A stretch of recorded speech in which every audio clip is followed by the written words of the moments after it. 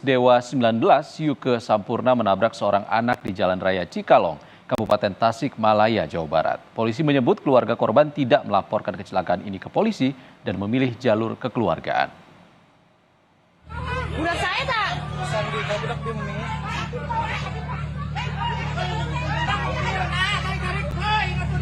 Inilah video yang direkam warga saat basis grup band Dewa 19 Yuke Sampurna tengah membawa korban usai kendaraan Yuke yang diketahui melaju dari arah Cikalong menuju Pangandaran menabrak seorang anak di Jalan Raya Cikalong, Kabupaten Tasikmalaya, Jawa Barat.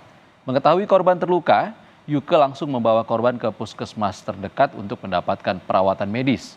Meski polisi sudah melakukan olah TKP di lokasi kejadian, namun kasus ini tak dilanjutkan ke ranah hukum setelah Yuke dan keluarga korban sepakat menempuh jalur kekeluargaan.